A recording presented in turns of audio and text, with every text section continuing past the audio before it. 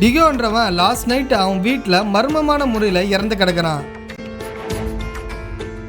Detective Mehul உடனே இந்த கேஸை இன்வெஸ்டிகேட் பண்ணுறதுக்கு வராரு. மெகுல் சந்தேகத்தின் அடிப்படையில் ஒரு 3 பேரை பிடிச்சி விசாரிக்கிறாரு. அவங்க 3 பேரும் அவனோட ஃப்ரெண்ட்ஸ். ஃபர்ஸ்ட் ஃப்ரெண்டு கிட்ட கேட்கும்போது, டிகோ காலையில என்கிட்ட காசு கேட்டான். நான் காலையிலே வந்து அவங்கிட்ட காசை கொடுத்துட்டு அதுக்கப்புறம் நான் அந்த வீட்டை விட்டு போயிட்டேன். வேற எதுவும் எனக்கு தெரியாதுன்னு சொல்லிடுறான்.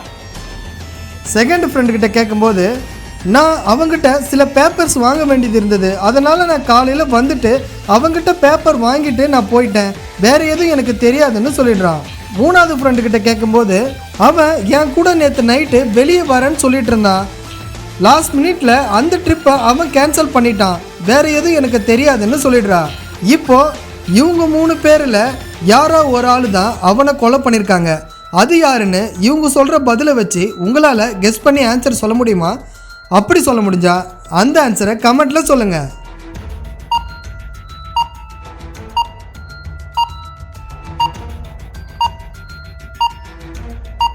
மிஸ்டர் ஆர்ட் மெகுலோட ஆஃபீஸுக்கு இன்ஃபார்ம் பண்ணுறதுக்கு வராரு.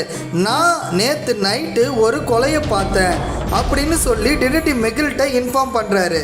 நான் ஆஃபீஸ் முடிச்சுட்டு வீட்டுக்கு போயிருந்தேன். அப்போது அந்த தெரு ஃபுல்லாக லைட்டு ஆஃப் ஆயிடுச்சு. அங்கே ரோடு ரொம்ப டார்க்காக இருந்தது. நான் லைட்டை அடிச்சுட்டு அந்த ரோட்டில் போயிட்டு இருந்தேன். அங்கே யாருமே இல்லை. உடனே என்னோட காரு ஸ்டாப் ஆயிடுச்சு. எனக்கு என்ன பண்ணுறதுன்னு தெரியல. செக் பண்ணி பார்த்ததுல என்னோட பேட்டரி டவுன் இருந்தது. அந்த நேரத்துல தான் அந்த கன் ஷூட் என் காதுல கேட்டுச்சு. உடனே நான் ரொம்ப பயந்துட்டேன். அதனால காருக்குள்ள போய் லைட்டை ஆன் பண்ணி பார்த்தேன். ஒரு ஆளு மாஸ்க போட்டுட்டு ஒரு பொண்ணை கொலை பண்ணிட்டு இருந்தான். உடனே காரை ஸ்டார்ட் பண்ணிட்டு நான் கிளம்பிட்டேன். இப்போ மிஸ்டர் ஆர்ட் சொல்றது உண்மையா பொய்யா? உங்களுக்கு தெரிஞ்சா கமெண்ட்ல சொல்லுங்க.